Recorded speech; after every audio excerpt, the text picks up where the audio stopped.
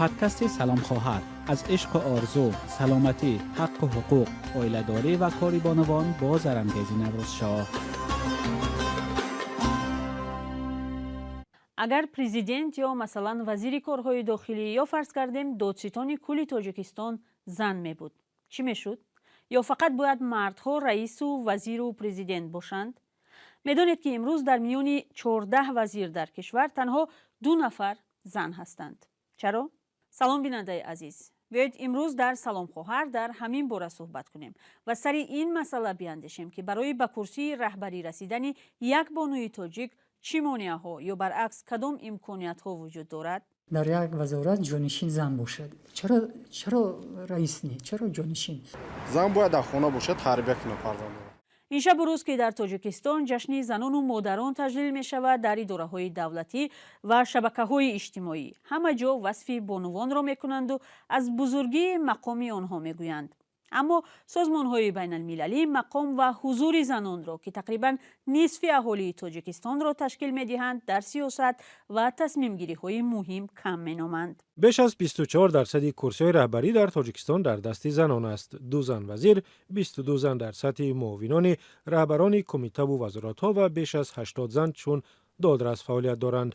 رئیس دستگاه اجرایی پرزیدنت و یک سفیر تاجیکستان هم زن، انیقترش دختران پرزیدنت امامعلی رحمان هستند.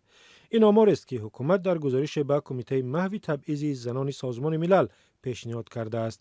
در این گزارش که وضع زنان در سالهای 2022-2023 را ارزیابی کرده است، مقامات گفتند صف بانوان در مقامهای رهبری بیشتر شده است، ولی کمیته سازمان ملل در گزارش خود همانا از کم بودن نقش زنان در حیات سیاسی و مقامهای رهبری در تاجیکستان اظهار نگرانی کرده به حکومت توصیه داده است تعداد زنان رهبر را تا 50% بالا برد.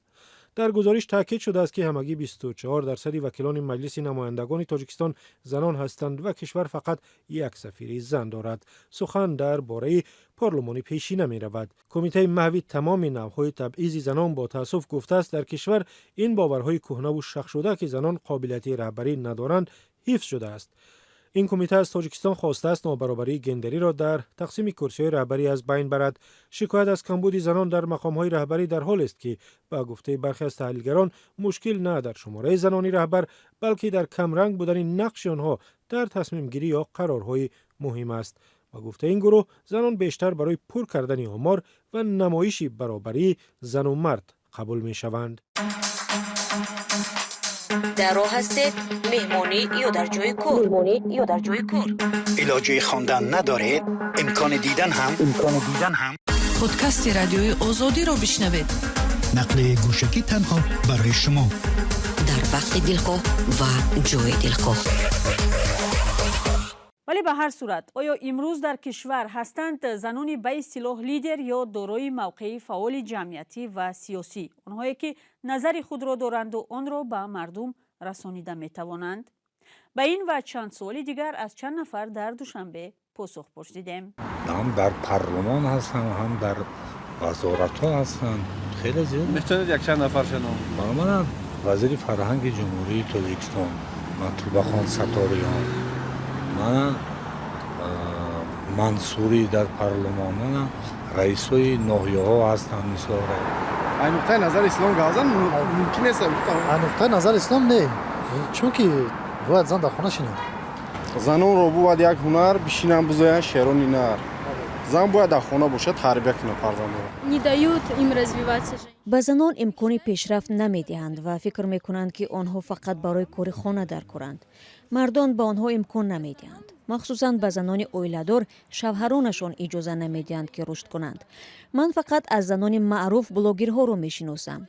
مثلا امیده پرسایوا دختری خوش سلیقه است، ولی در هر صورت اگر دختر بخواهد نوابسته به همه مانع‌ها پیشرفت خواهد کرد. Будет развиваться, несмотря на все преграды. بسیاری ها به دختران اجازه کار نمیدهند. نمیگذارند که آنها به کار مشغول شوند. پیش از همه شوهرانشان میگویند در خانه شین، کار نکن. در زمان شوروی هم همین چیزها بود، همین عقیده ها هم بود در زمان شوروی. لیکن در زمان شوروی هم زنهای رهبری کننده زیاد بودن، مثلا در کمیته مرکزی زیاد بودن. مثلا اینا فکر کنه که وقتش ده وزیر یکترینا یک مثال هندوستان دا کی بود؟ اندرا گاندی بود. هستن آزاده امام علی هستن که بسیار یک زنی موفق، زنی پیشرفت می‌باشد. بله، برخی بر اینند که خرافات و عقیده های شک شده قدیمه و دیدگاه های مرد سالارانه در جامعه سبب شده که زنان مثل خانه در نهادهای دولتی هم در مقام های دوم درجه و پایین تر قرار دارند. ولی البته در تاجیکستان زنانی هم هستند که برای تغییر این دیدگاه و وضع تلاش های خود را کردند. سال 2013 آینیحال بابانظر و حقوقشناس معروف تاجیک داوطلب کرسی پرزیدنتی تاجیکستان شده بود. این حامی حقوق در تاریخ تاجیکستان یگانه زنی بود که نامزدیش به مقام ریاست جمهور پیشبری شد، ولی به گفته مقامات نتوانست امضای ضروری را برای ثبت نام جمع آورد.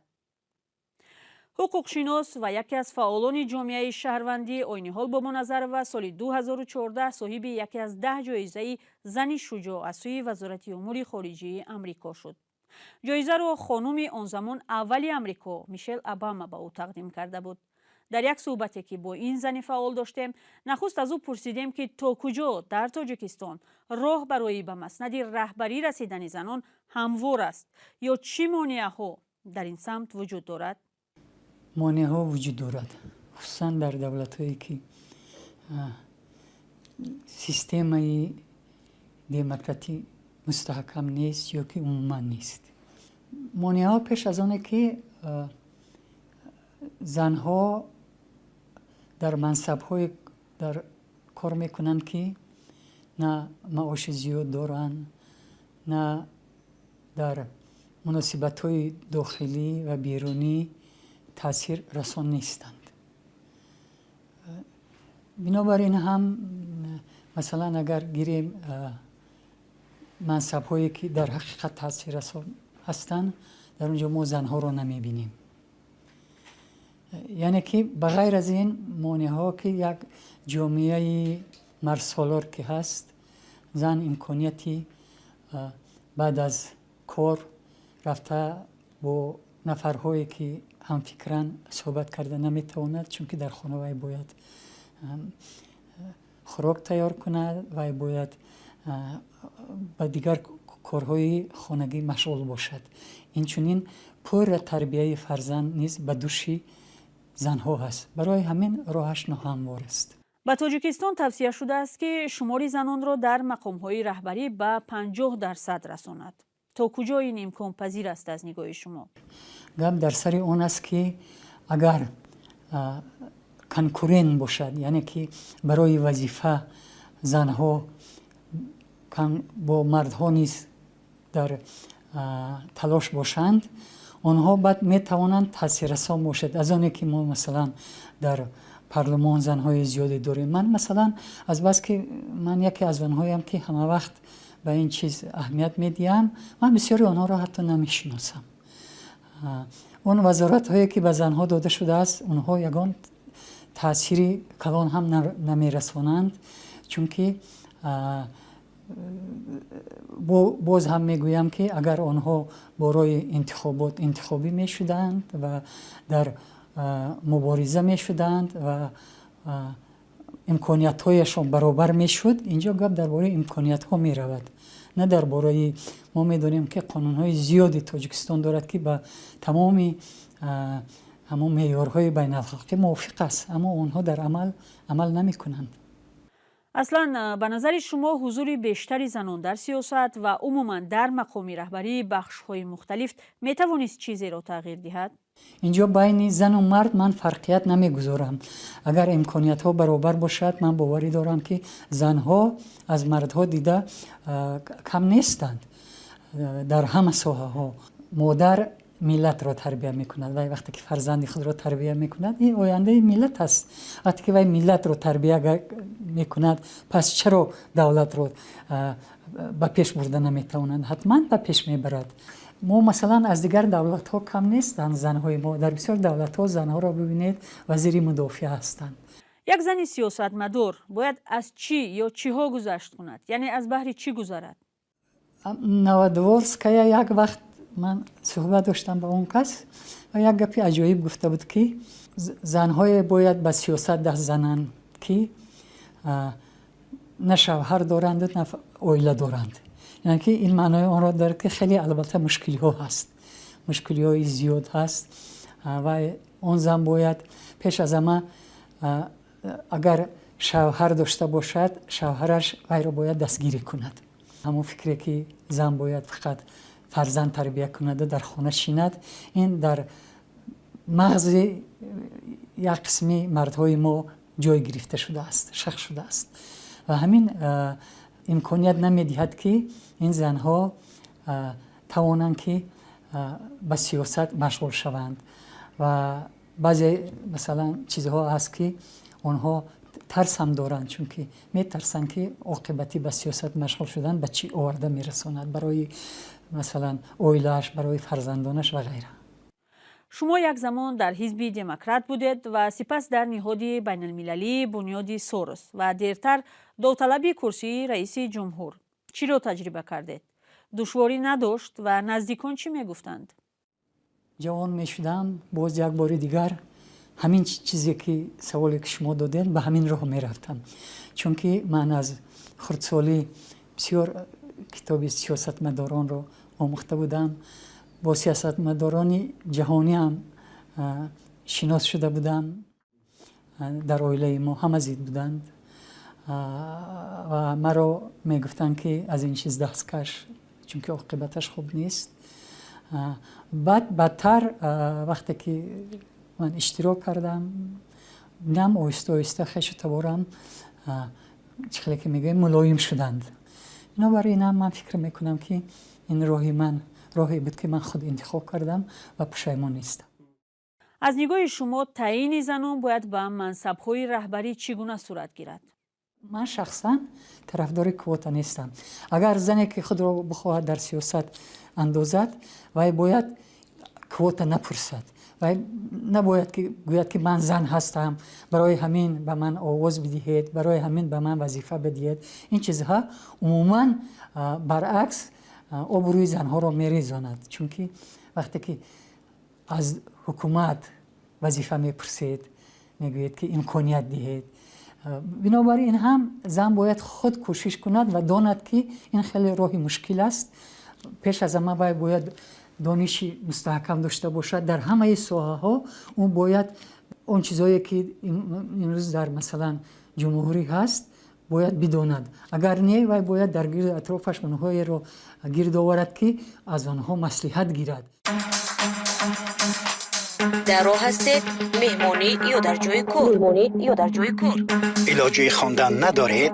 امکان دیدن هم پادکست رادیوی آزادی را بشنوید. نقل گوشکی تنها برای شما در وقت دلخواه و جای دلخواه. تا کجا زیادند حالا چنین زنان و دخترانی که لیاقت رهبری دارند؟ من فکر میکنم هستند، زیادند، اما برای آن که سالهای اخیر یک جوان دختران زیاد مثلا به دولت‌های اروپا، به امریکا، عموما بسیار دولت‌های ترقی کرده رفتند، اونجا آموختند، دانش آموختند، تجربه آموختند و قسم زیادشان حتی در اونجا وظیفه هم گرفتند. اگر به آنها امکانیت داده شود که بیایند، معاش خوب به آنها داده شود و آنها میتوانند که در یک لیدرهای خوب شوند. بنابراین هم من فکر میکنم که حتی در خود جمهوری هم این خیلی زنها هستند. باز همون گپ درباره آن که تا چه درجه به آنها شرایط مهیا کرده می شود، نه اینکه خود دولت باید شرایط مهیا کند، اونها باید کوشش کنند و نمیشد که مثلا و شیندو من میخوام وظیفه و برای که به این وظیفه صاحب شوید باید جامعه شما را شناسد. امکانیت دیدن مثلا در تلویزیون‌ها برآمد کند، در رادیوها برآمد کند. مثلا وقتی که و من سوال دادن که شما را بسیاری‌ها نمیشناسند، من گفتم البته نمیشناسند. من اگر در تلویزیون من را یکم بار نموندن، رادیوهایی که همون مستقل بودن یعنی که غیر دولتی بودن، تنها اونها واسطه اخبار مستقل به من امکانیت دادن. اما واسطه اخبار اساسی در دست دولت است. این کار دولت کرده میتواند و شرط نیست که دولت مثلا زیاد زنها رو تعیین کند و باید امکانیت دید به زنها که به واسطه اخبار عموم برآمد کنند و مردم اونها رو شناسد. تشکر از عین‌حال بابا نظر و برای شرح موضوع و مشورت و راهنمایی برای دخترانی که آرزوی رسیدن به مقام‌های بلند را دارند. با امید زیاد شدن صف بانوان قوی چه در خانه و جامعه و رهبران فوق‌العاده کاردان برنامه را اینجا به پایان میبریم. منتظر نظر و اندیشه‌های شما نیز هستیم. تا دیدار در برنامه‌های آینده.